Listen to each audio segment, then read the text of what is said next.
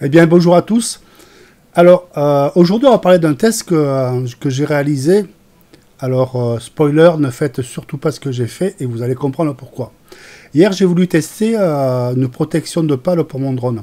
Alors, ça semble être une bonne idée pour protéger le DJI, mais je me suis rendu compte que ce n'était pas la meilleure option. Quand j'ai regardé les rushs ce matin, je me suis rendu compte que l'image vibrait. Bon, alors ce matin, j'ai dit je vais tester sans les protections pour voir. Alors là, le drone est en vol et vous voyez le cercle, vous savez tous ce que ça veut dire. Ceux qui ont un drone, ça veut dire que c'est l'évitement d'obstacles, ça veut dire qu'il y a des obstacles partout. Et là, en l'occurrence, le drone, il avance pas, il recule pas, il fait pas de mouvement latéral. Voilà. Le seul mouvement que j'arrive à faire avec le drone, c'est monter, descendre et déplacement, j'allais dire déplacement latéral, non, même pas, et rotation. Voilà, vous voyez bien que j'ai beau tout essayer. Il tourne, il descend, il monte, mais il avance pas, il recule pas, parce qu'il y a l'évitement d'obstacles enclenché. Donc là, je désactive l'évitement d'obstacles, vous voyez, complètement désactivé. Et là, cette fois-ci, on remarque bien qu'il peut avancer, il peut reculer, il peut faire des déplacements latéraux. Donc voilà, il est, on va dire qu'il est opérationnel. Dangereux, mais opérationnel. Voilà. Alors, bien sûr, à ne pas faire chez vous. Enfin, vous faites ce que vous voulez après tout, mais c'est vraiment pas recommandé, vous verrez à la fin. Mais bon, revenons à ce problème de stabilité que j'ai constaté sur les rushs. Donc là, j'ai remis les protections de pale. Et je le filme, là, donc je suis en train de le filmer de près. Donc c'est difficile à voir, on va comparer avec la séquence de tout à l'heure. Donc là, je le filme, je regarde s'il est stable, il bouge un peu. Alors on devrait se dire à l'intérieur, ça ne devrait pas bouger parce qu'il n'y a pas d'air, il n'y a pas de vent. Mais si, il y a du vent, parce que les hélices, je peux vous dire que ça fait un sacré ventilateur, quoi. Alors là, j'essaye de voir sa stabilité, hein, je le filme, pour pouvoir comparer après avec le même vol sans la protection. Moi, ce que je constate, c'est qu'il semble assez stable.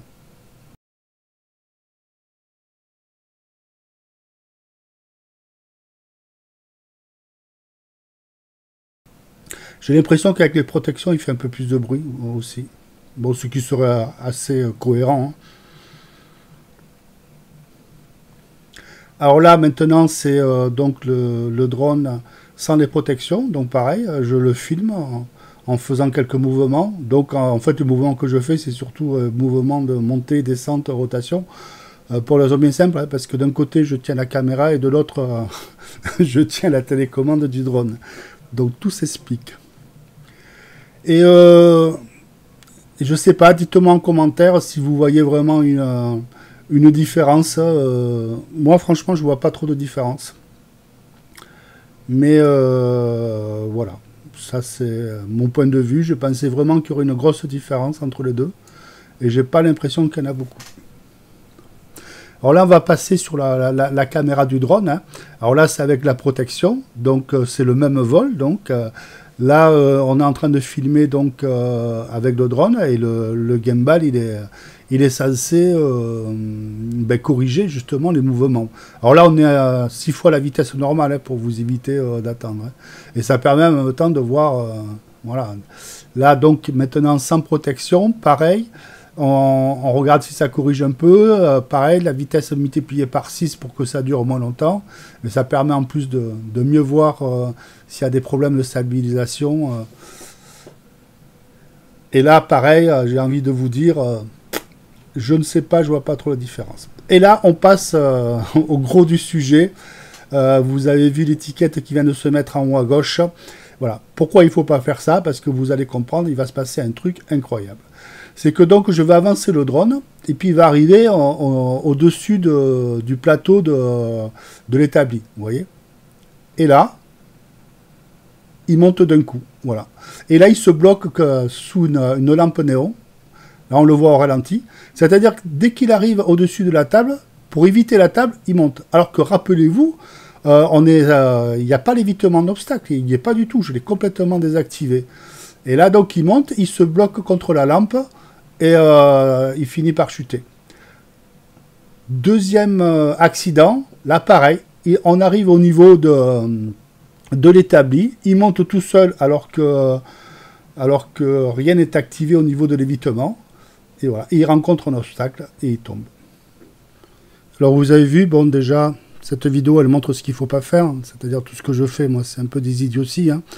Donc je vous déconseille vivement de le faire, mais enfin vous prenez vos propres responsabilités, parce que c'est dangereux pour vous-même, c'est dangereux pour le matériel qu'il y a autour de vous. Mais revenons à cette histoire de drone qui monte tout seul quand il rencontre un obstacle sous lui. Alors on a l'impression qu'il détecte le sol, et du coup il évite, il monte légèrement. Alors on peut faire une analogie avec toutes les vidéos qu'on voit sur les drones en mode tracking. Donc le drone, il est derrière la personne et il est au milieu des arbres sur un sentier par exemple. Et à un moment donné, on les voit souvent chuter parce qu'ils ont heurté une petite branche. Non. On a l'habitude de dire que les capteurs ne décèlent pas les petites branches. Mais on pourrait aussi penser qu'en fait, il fait comme sur mon établi, c'est-à-dire que le drone, il rencontre une branche sous lui, il monte légèrement, mais il monte légèrement suffisamment pour ne pas pouvoir éviter une petite branche qui est en haut, et c'est la chute. Comme ça s'est passé avec mon binoculaire, et comme ça s'est passé avec la petite lampe néon. Alors sachez aussi que si vous mettez un dispositif de protection des pales des hélices comme je l'ai fait là, vous allez modifier la classe du drone, il ne sera plus en moins de 250 grammes, hein.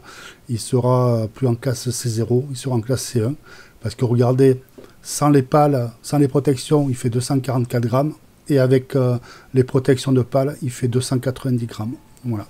Merci d'avoir regardé cette vidéo. À bientôt.